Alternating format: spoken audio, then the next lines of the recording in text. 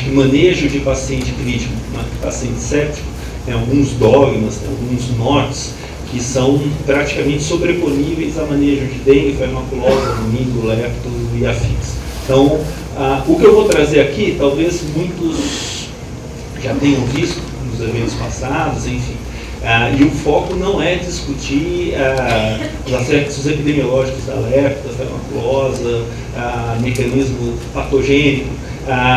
Essa minha apresentação, por isso que eu não coloquei nem lepto, nem feimaculose, nem meningo, trabalhar no conceito de síndrome, de forma que a gente possa, dentro de um perfil clínico específico, pensar quais são aquelas possibilidades e o que eu tenho que fazer, do ponto de vista terapêutico inicial, para cobrir aquelas possibilidades.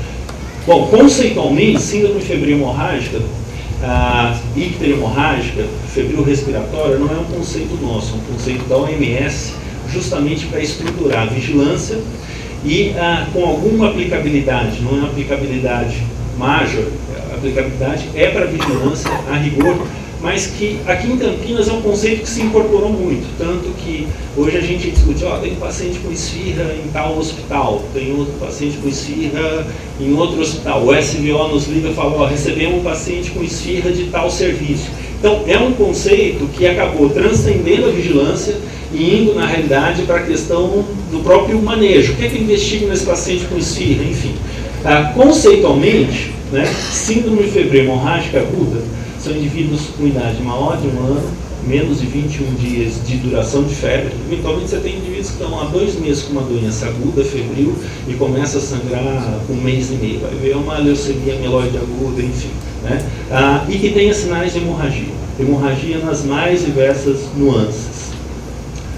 Síndrome febril icterohemorrágica aguda, acaba utilizando os mesmos determinantes de faixa etária, duração da febre, hemorragia, com a inclusão de icterícia.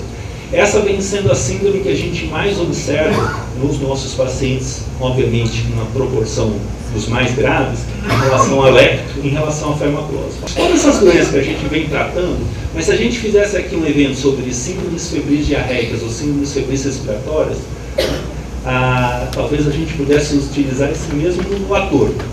O grande problema das síndromes clínicas é que, na sua fase inicial, elas são praticamente indistinguíveis entre si, de forma a gente poder dizer isso é uma dengue, ou isso é uma lepto, ou isso é uma febre maculosa, eu vou assumir tratar ou febre maculosa, não vou tratar meningo, vou assumir tratar meningo, não vou assumir tratar lepto, enfim. Então, qual que é o grande problema? Uma fase prodrômica totalmente inespecífica, com pródromos que podem sugerir doença bacteriana, viral, eventualmente até doença por protozoário, se a gente pensar em malária, e que faz com que a vida da gente, via de regra, até o 4º, 5º dia de sintomas, na grande maioria dessas doenças, praticamente seja indistinguível. Então, o que eu quero trazer aqui é alguns instrumentos para a gente poder dizer, frente a um indivíduo como esse, aquilo que é passível de fato de eu assumir, tratá-lo, assim, olha, a despeito de não ter o exantema, eu acho que pode ser feimaculose. A despeito de não ter a icterícia, eu acho que pode ser lepto, para a gente poder tratar e evitar que ele chegue numa fase em que ele faça a icterícia, que vai vir com insuficiência renal na lepto, ou que faça a peteca e venha com choque na dengue, enfim. Isso resume também a segunda parte do problema. Tem uma fase inicial prodrômica inespecífica e uma evolução que você tem ali alguns marcadores. Feimaculose. Feimaculose vem do fato de ter exantema macular. O exantema macular dá um nome à doença. Só que o exantema não é específico de feimaculose. Ela pode estar presente na lepto, pode estar presente com uma frequência não pequena na dengue. O meningo, muitas vezes, pode ser precedido, a peteca ser precedido de exantema, de forma que, muito embora você tem ali alguns marcadores, por exemplo, mialgia na lepto é muito mais importante do que a mialgia que a gente vê na febre maculosa, na dengue e até no meningo. Mas você tem mialgia na dengue, tem mialgia no meningo. Então, você, mesmo com a evolução, muitas vezes, você não é capaz de, nessa batalha naval, dizer assim, olha, como tem exantema, mialgia e cefaleia, isso é dengue, a chance de ser... Não tem como fazer. Então, eu estou trazendo isso para mostrar os desafios que é, de fato, se a gente quiser definir, baseado só no quadro clínico, qual é o agravo que nós vamos assumir, investigar ou tratar. A chance de errar é muito maior do que de acertar. Quando a gente pensa numa doença, a gente tem muitas vezes um padrão prodrômico, um padrão de instalação e eventualmente um desfecho, que aí surgem outras características. Dengue, por exemplo. Dengue, clássico, na sua forma inicial, pode passar de doenças virais que fazem diagnóstico diferencial com síndrome da mono. Tem outras doenças bacterianas potencialmente graves, lepto, salmonella, rickettsial. Existem algumas doenças, né, endêmicas, e aí a gente precisa ficar atento em relação à procedência. Malária, vários serviços de Campinas, eu acho que até refletindo o papel de Campinas do ponto de vista global, né, aeroporto internacional, polo, enfim. Lembrar que, muito embora você tenha ali algumas características clínicas, o número de hipóteses diagnósticas que eventualmente você vai ter que pensar em algum momento, investigar em algum momento, e algumas vezes tratar, é muito grande. Numa fase mais avançada, a mesma dengue clássica, né, ou a mesma dengue, deixa de ser a clássica febril exantemática e passa a ser um quadro hemorrágico instalado, grave. Se a gente fizesse uma aula aqui de meningo, de febre maculosa, a gente poderia dizer que isso é meningo ou febre maculosa, ou estafilococcia, ou síndrome de choque tóxico, enfim. Né? Então, é muito desafiador a gente que está numa fase, né, de atendimento primário, primeira, segunda consulta, primeiro, segundo dia de evolução, imaginar, será que esse paciente que está com quadro febril agora, a partir do 6º dia vai ter essa evolução? Ou seja, qual é a minha capacidade de intervenção? Aquilo que a gente havia dito, uma mesma síndrome com diferentes agentes etiológicos. Volto a bater na mesma tecla.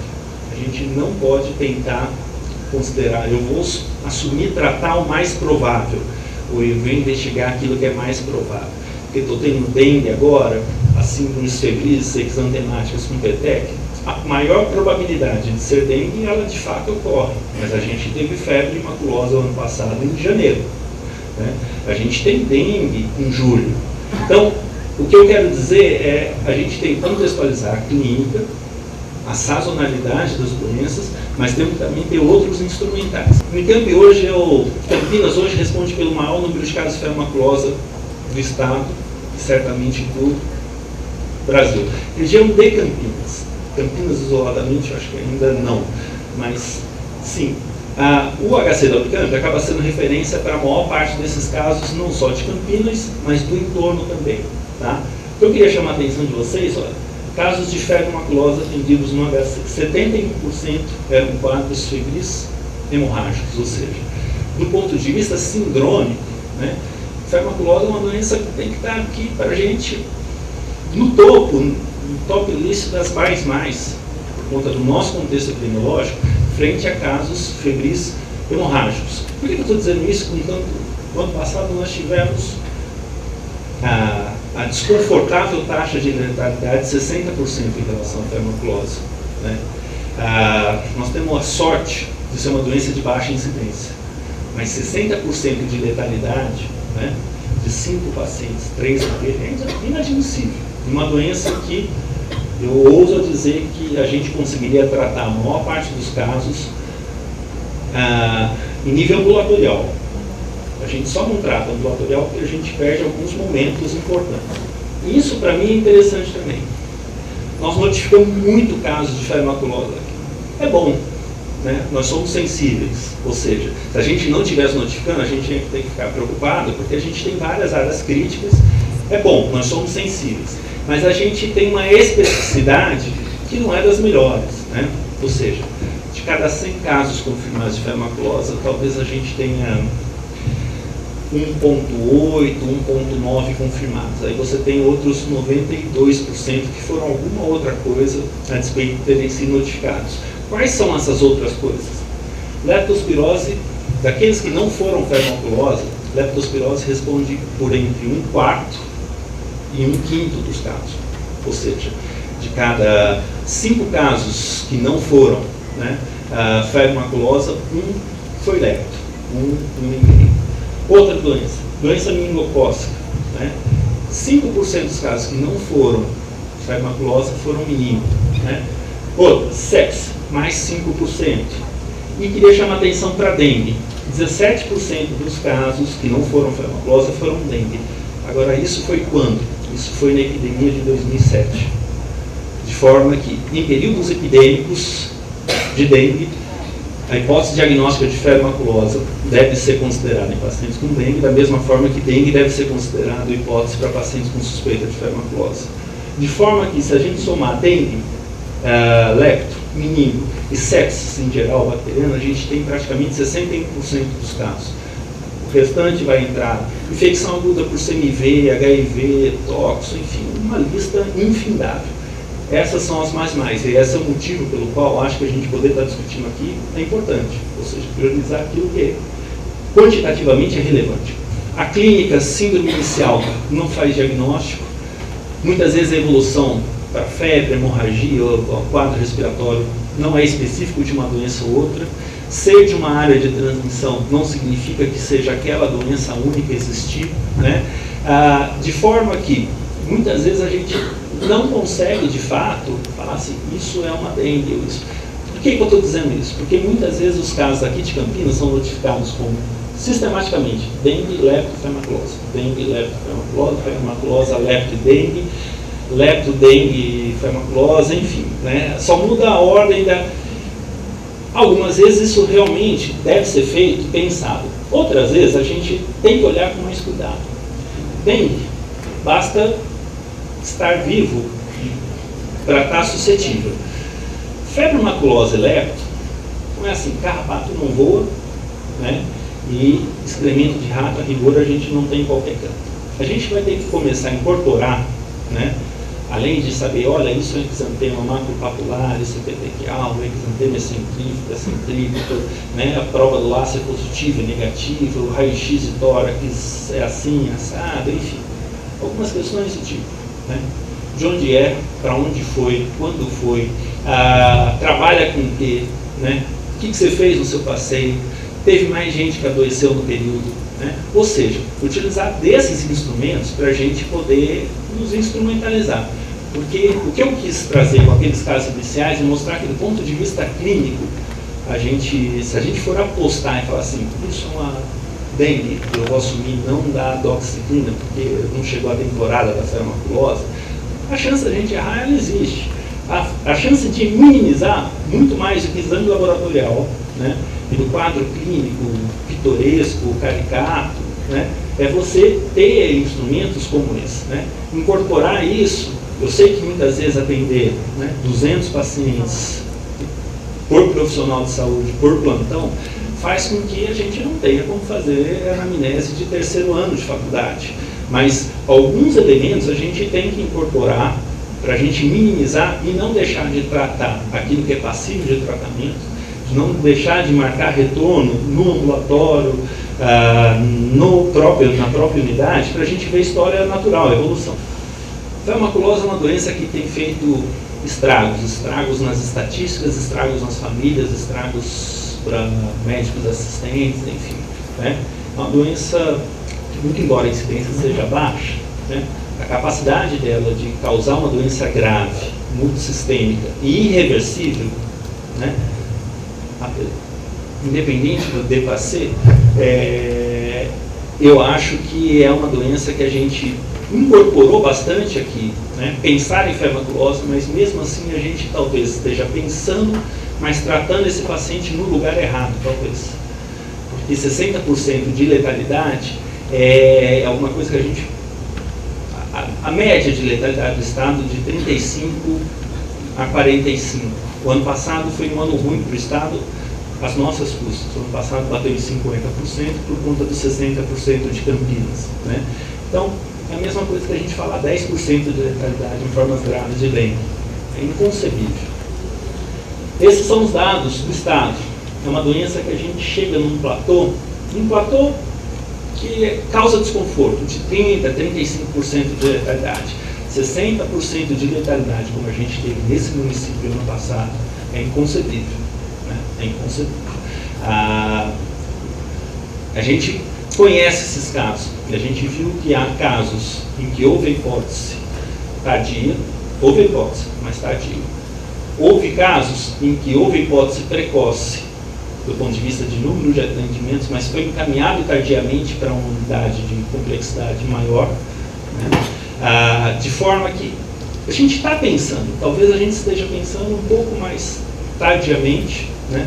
São indivíduos que, via de regra, passaram mais de 2 vezes e meia por atendimento antes de ter a hipótese formatada. Então, assim, algumas coisas que a gente precisa se tornar mais oportuno, pensar antes, tratar antes. As fichas de investigação, elas muitas vezes elas servem de roteiro para a gente. Obviamente não dá para a gente ficar vendo cada ficha, mas toda ficha de notificação ela tem ali o que a gente chama de critério de definição de caso suspeito. Hoje, se você for considerar quem eu devo, né, partir da premissa de que é suspeito de fermaculose, todo indivíduo que tem febre, cefaleia, mialgia e história de picadas de carrapatos e ou contato com animais domésticos silvestres, ou ter frequentado a área de transmissão. De forma que houve pacientes que não houve, em relação aos quais não houve a suspeita porque negou exposição a carrapato. Falta perguntar se foi para a beira do rio, falta perguntar se foi para o pasto, falta perguntar se foi pescar, enfim. Então, a gente pensa em farmacolose, mas a gente pensa em farmacolose no indivíduo que chega e fala assim, olha meu carrapato estrela aqui, né? Aí é mais tranquilo, né? Mas a gente tem que incorporar esse conceito. O próprio critério de definição não exclui a hipótese de farmacolose no indivíduo que nega. O indivíduo, eu não tive exposição a carrapato. Não, tudo bem, ele não percebeu a exposição a carrapato, ao parasitismo, mas ele frequentou uma área infestada por carrapatos, de forma que alguns conceitos eles precisam ser um pouco mais abrangentes. Não ter exposição a carrapato não descarta a farmaculose. Né? 30% dos casos de farmaculose não referiram, não foi relatada exposição a carrapato. A farmaculose, prodromicamente, na fase inicial, totalmente indistinguível de uma série de agravos que a gente já mencionou. O exantema, que é um marco regulatório a partir do qual muitos começam a pensar na hipótese, ele é relativamente tardio. Via de regra, ele surge a partir do 5º dia. O grande problema é que todos os estudos hoje estão avaliando qual é a principal intervenção para você diminuir a letalidade de farmaculose. Todos. Ter noradrenalina, ter ventilador, né, apropriado, ter cuidados intensivos, serviço de hemoterapia, diálise precoce, principal medida de proteção, iniciar tratamento até o 5º dia.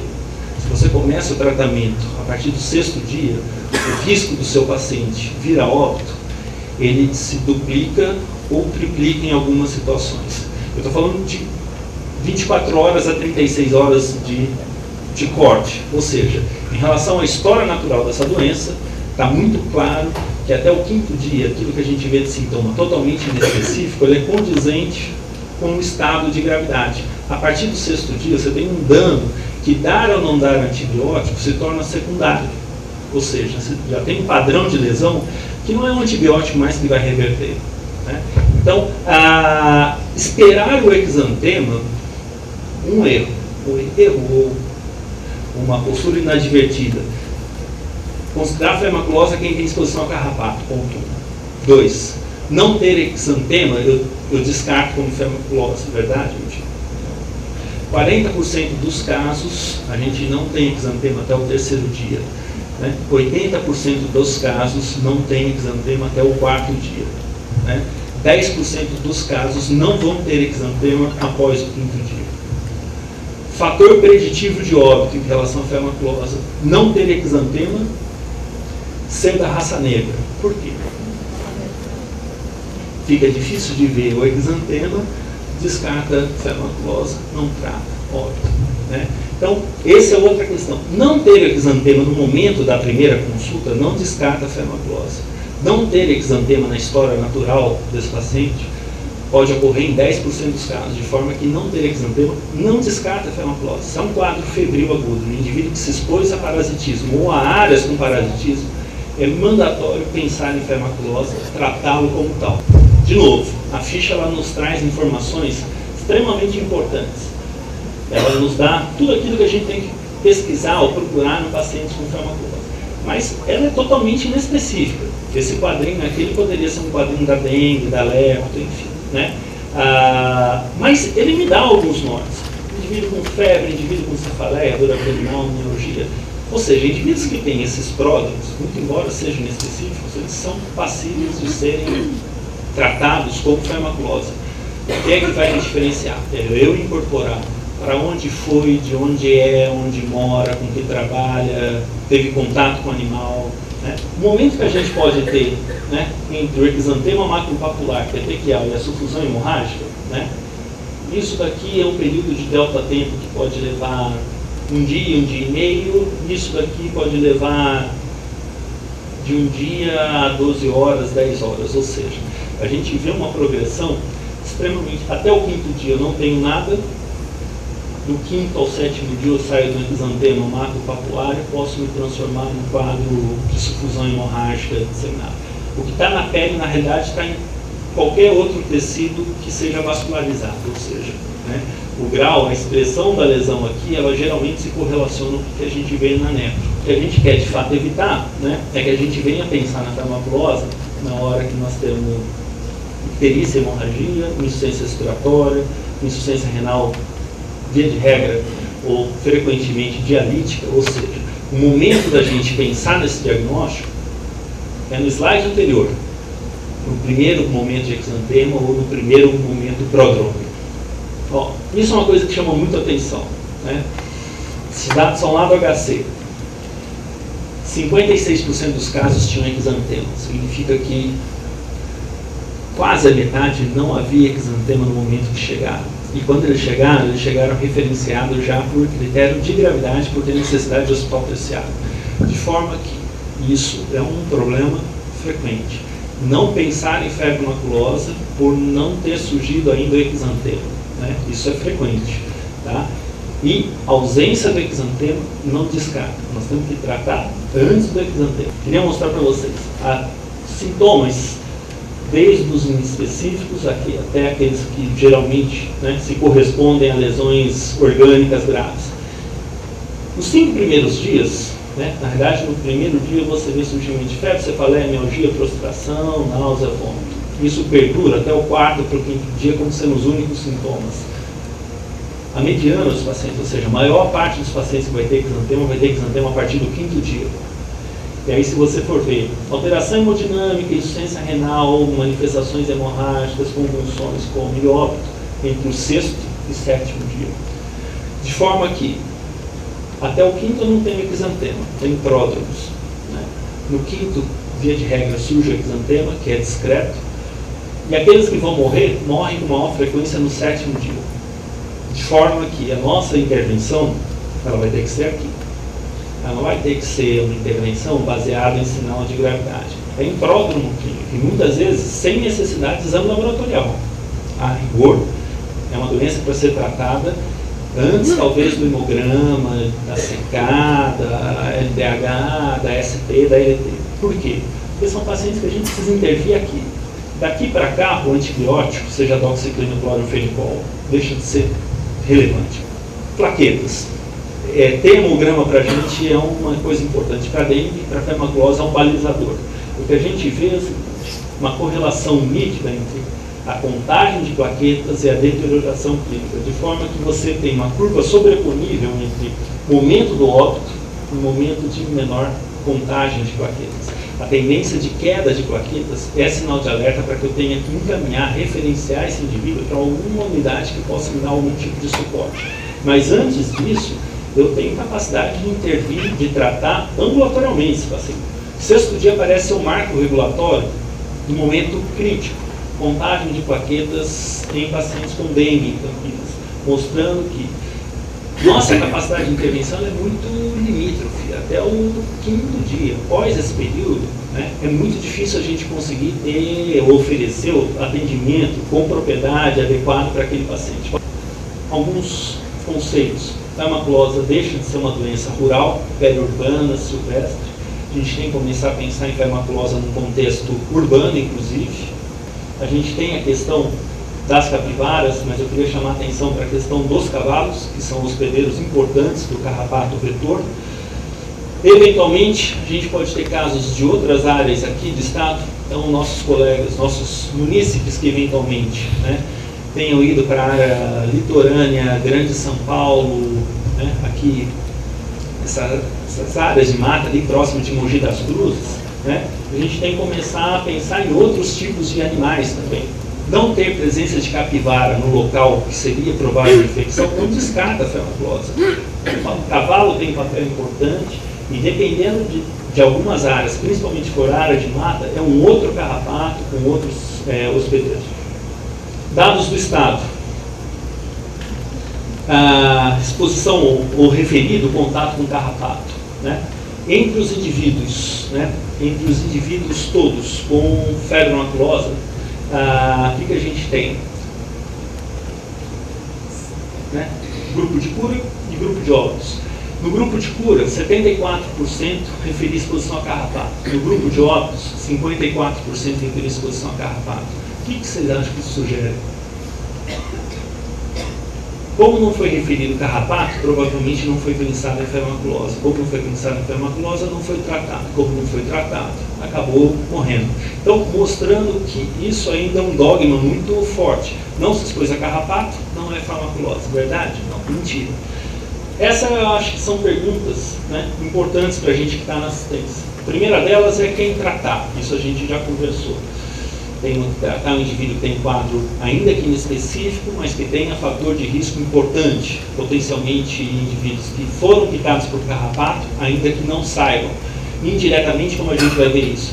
Mata, presença de cavalo, beira de coleção hídrica, enfim. Né? Agora, a segunda pergunta é onde tratar? Né? Eu já disse, eu acho que é passível da gente conseguir alcançar isso. A febre maculosa pode ser tratada ambulatorialmente, desde que seja começado a tratar no momento certo. Né? A grande questão é essa. Obviamente que, dado algum momento, de via de regra, quinto para o sexto dia, é um indivíduo que vai precisar de uma unidade de internação de suporte ventilatório, terapêutica, hemodialítica, transfusões, enfim. Então, avaliar status hemodinâmico, insuficiência respiratória, manifestação hemorrágica, icterícia, grau de trombocitopenia, insuficiência renal. Isso aqui serve para dengue também. Serve para dengue. Esses sinais de alerta de risco, eles servem para dengue. Né? Eles potencialmente servem para lepto também. Então, não é ser febre maculosa eu tenho que internar obrigatoriamente? Não, não tem que internar obrigatoriamente. Eu não vou começar a tratar porque vai internar no hospital e aí tem que colher hemocultura. Se eu der meu cloranfenicol agora, a hemocultura vai vir negativa, então vou esperar porque eu não tenho condição de colher hemocultura agora. Não, você vai tratar na suspeita. Né? A definição se vai ser na sua unidade, no seu PA, se você vai manter sob observação, vai aguardar exame, ou pode mandar embora e voltar no dia seguinte, são critérios clínicos que são comuns a uma série de outras doenças. Então, primeira limitação para tratamento é não ter a droga certa na apresentação certa. Onde que a gente tem a droga certa na apresentação certa? É via oral na fase precoce. Então, eu pensar precocemente vai implicar tanto evitar que o paciente evolua para formas graves, quanto vai me possibilitar dar a melhor droga para esse paciente, que é doxiciclina. Aqui em Campinas, individualmente, a gente já tem assumido, discutir vários casos e assumir dar a doxiciclina via oral, até por um outro motivo. Né? Além de ser a melhor droga, nós estamos com um problema de fornecimento de cloranfenicol via oral. Doxiciclina para gestante é passível de uso nos casos de febre das montanhas rochosas, ou seja, a morbidade, a mortalidade associada à doença é tão elevada que você praticamente considera que aquele risco de alteração dentária na criança, de malformações que eventualmente possam acontecer no feto, eles são muito menores do que o risco de morrer se você for tratado com cloranfenicol. Então acho que a gente já pode assumir aqui, né, algumas questões do ponto de vista. Podemos começar a discutir doxiciclina para as crianças antes até do Ministério nos referendar. Diagnóstico é sorológico, por isolamento, PCR, imunohistoquímica. A rigor, o que a gente faz é a sorologia. A sorologia, assim que você pensar no diagnóstico, você tem que colher a primeira amostra, ou seja, não precisa esperar os 6 dias da dengue. O que você precisa garantir para fechar o diagnóstico é colher a segunda amostra um período mínimo de 15 dias a partir da primeira, ou seja, aquele seu paciente vai ter que voltar para alguma unidade para colher a segunda amostra, senão você não vai fazer o diagnóstico, você não vai saber se aquilo foi febre maculosa ou não. Né? e o período máximo é de 3 meses. Leptospirose, problema sério. Só pensar em leptospirose no indivíduo que disse: eu tomei um copo de enxurrada ou alguma coisa do gênero, assim. Ter contato com enxurrada, alagamento, enchente. Isso é o mais frequente, isso é o que oferece maior risco, a maior incidência da doença no maior período de índice pluviométrico. Mas ela é uma doença que não se restringe ao roedor, você tem uma série de outros mamíferos que são hospedeiros. Obviamente que em períodos de alagamento de crise, como esses agora, que a gente vê maior índice pluviométrico, a gente tem maior incidência, mas existem outras situações que ocorrem ao longo do ano todo e que nos põem em contato com os reservatórios da leptospira, nos põem em contato com roedores em frequências cotidianas. Geralmente estão associadas a algumas questões comportamentais. Atividades ocupacionais, né, comportamentais que eu digo atividades de lazer, prática de lazer, próxima à coleção hídrica. Isso é atividade de lazer para algumas populações, infelizmente, né? Isso daqui é um córrego que serve, né, de refresco aqui em períodos de verão. Existem atividades ocupacionais que ocorrem durante o ano todo, pessoal de coleta de lixo, coleta seletiva, agricultor, né? Tem algumas situações em que o contato homem-animal, né, ele é praticamente impossível de você delimitar até onde vai cada um. Então, por que eu estou dizendo? Nossa letalidade associada à lepto no estado de São Paulo, no período de chuvas, ela beira ali os 10%. No período de inverno, ela sobe e alcança 30%.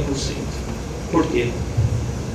Eu só penso em leptospirose no período de chuva, eu não penso em leptospirose no período de seca, né? Então, essas informações, elas devem, né, balizar e nos fazer pensar nesses agravos o ano todo. Tá? De novo, quadro clínico muito inespecífico, praticamente indistinguível de dengue, de lepto, de fermaculose, mas só lembrar que deve haver uma exposição de risco para eu amparar o diagnóstico de lepto, né? Esse indivíduo, ele tem que ter tido um fator de risco, mas para eu identificar, eu tenho que perguntar, né?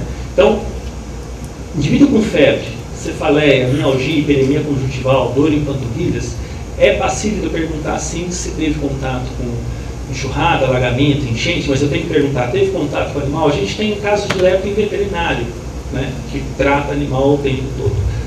Não fique esperando que pacientes com lepto venham ter icterícia e colúria, que estão aqui na ficha quando a gente investiga, ou hemorragia conjuntival.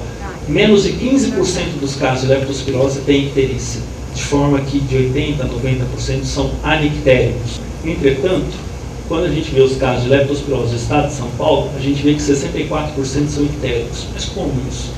Se menos de 10% têm icterícia, como que 64% dos confirmados são ictéricos? Só pensam nas formas graves de lepto, né? Ou seja, só notifica e, por consequência, trata quem é ictérico, ou seja, só as formas graves. É uma doença que, além da icterícia, órgãos de choque, insuficiência renal, hemorragia, e o órgão de mais choque é pulmão. O paciente com suspeita de lepto é sinônimo da gente monitorar o sistema respiratório desse paciente. Com ausculta, eventualmente raio-x, e o paciente com lepto precisa de reposição volêmica para prevenir lesão tubular, para prevenir insuficiência renal. Uma das principais causas de morte em paciente com lepto, qual é que é? Edema pulmonar. Por quê?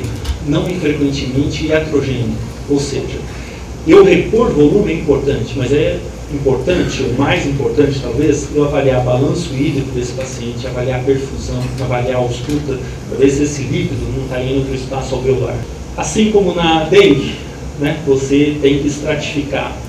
É uma doença que apresenta sinais de alerta, e esses sinais de alerta eles podem ser suficientes para eu indicar uma internação hospitalar, indivíduo com queixas respiratórias, já alterações de débito urinário que podem predizer insuficiência renal, geralmente oliguria, fenômenos hemorrágicos, alteração hemodinâmica, alteração no nível de consciência. Lembrar que lepto é uma doença que dá miocardite, ou seja, a arritmia cardíaca é uma manifestação não infrequente, e icterícia. Indivíduos com suspeita de lepto que tenham essas manifestações, eles devem ser referenciados. Do contrário, você pode assumir tratá-los na sua unidade, no seu PA, enfim. De de uma forma monitorada, obviamente. Mas na presença de qualquer disfunção orgânica como essa, tem que ser referenciado. E tem critérios de UTI também. A rigor, são indivíduos que já entraram ali, né, numa unidade de internação hospitalar e que, por piora do padrão respiratório, por piora da insuficiência renal com necessidade de hemodiálise, por distúrbio hidroeletrolítico de difícil controle, por arritmia, que é muito frequente, e principalmente por edema pulmonar, são indivíduos que vão precisar ir para a UTI. Então nós temos 3 momentos. O que a gente quer? A gente quer resolver esse problema antes de precisar internar, inclusive.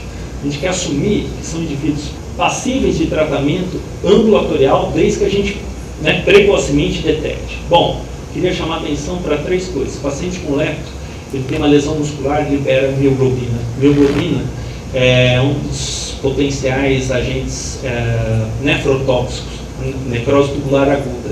O antídoto para necrose tubular aguda é a hidratação, mas é um paciente que faz insuficiência respiratória por edema pulmonar.